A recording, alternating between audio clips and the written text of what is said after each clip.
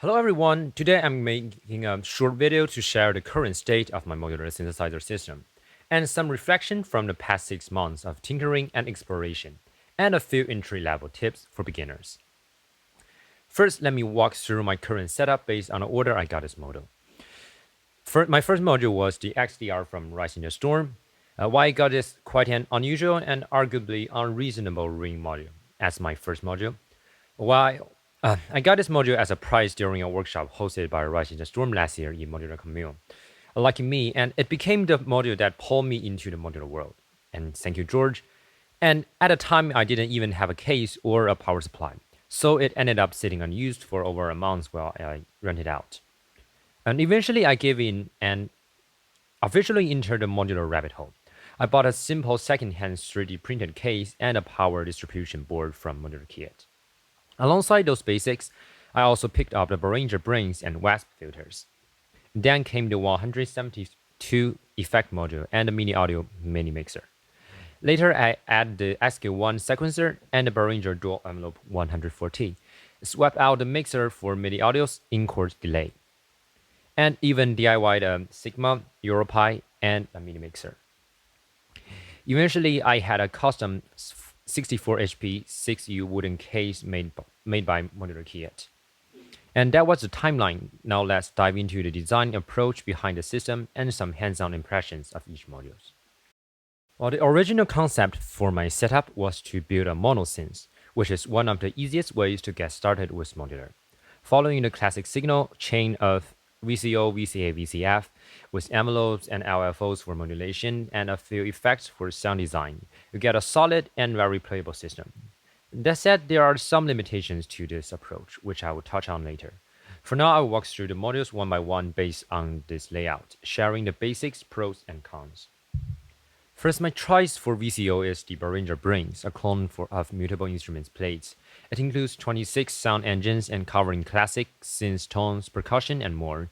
It also has a small built-in oscilloscope that the original lacked.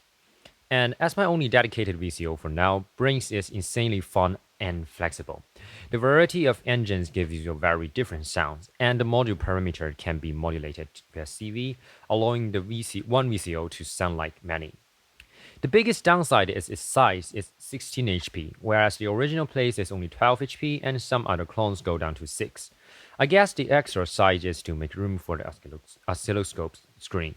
And the VCF, another Behringer clone, the WASP VCF has 2 CV inputs, standard cutoff resonance controls, and a gain input with overdrive. Note that this filter doesn't self-oscillate. The input overdrive gives it a gritty, dirty tone. I love that the low pass and high pass can be smoothly blended and morphed with the mix knob. And it has a lot of expressiveness for live jamming. It's solid as a basic filter, but its footprint is a bit large, and it only has one audio input. While that's standard, I wish it had one or two more, and also both CV inputs only modulate the cutoff. The resonance can be modulated.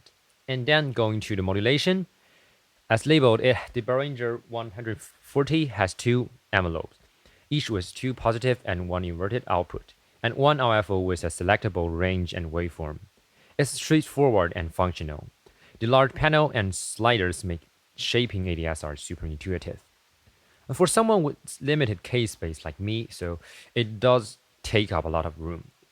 Likely to be replaced for me, but for only around 400 RMB, it's a great starter. Finally, a non-Behringer module. SIGMA is an 8 HP open source module from Voximachina. I bought a DIY kit from Andrew and soldered it myself.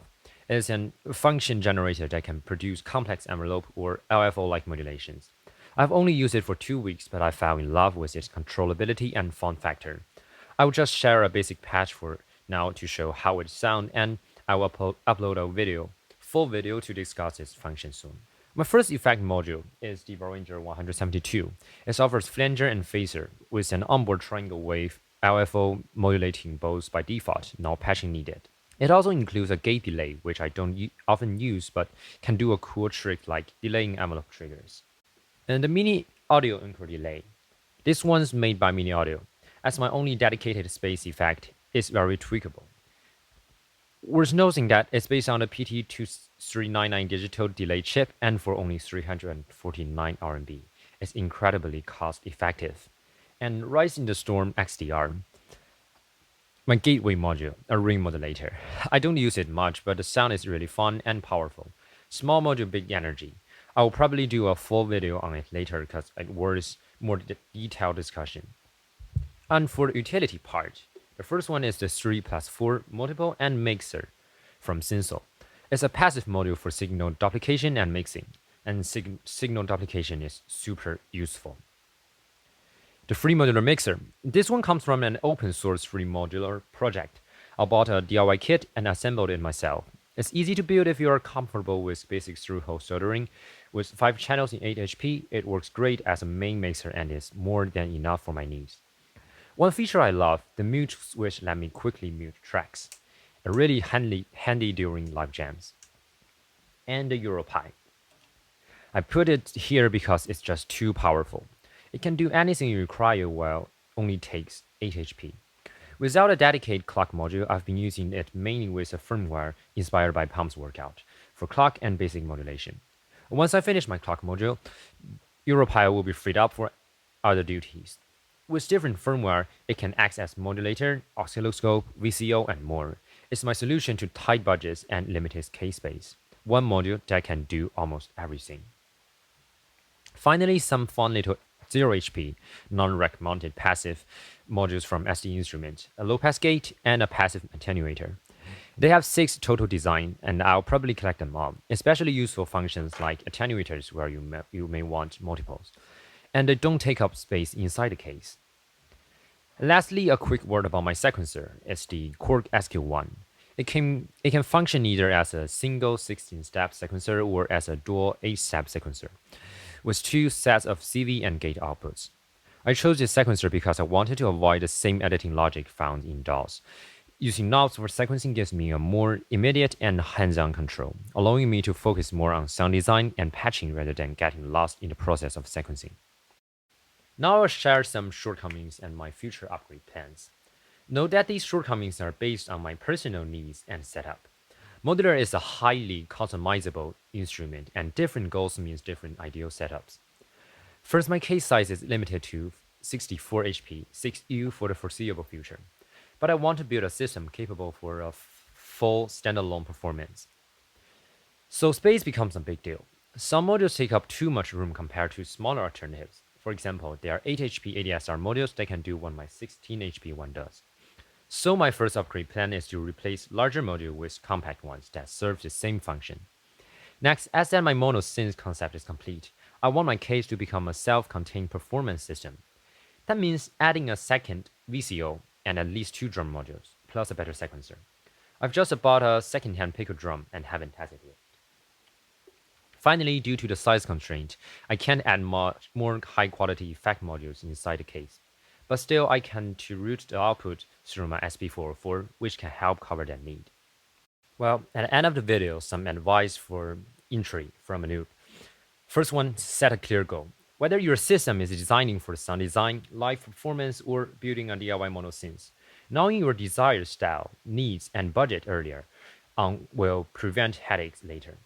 Personally, if I had planned to build a techno-focused system, I would have chosen smaller and more powerful modules instead of the big ones I have now. Second, budget tip. Use open source DIY-friendly modules.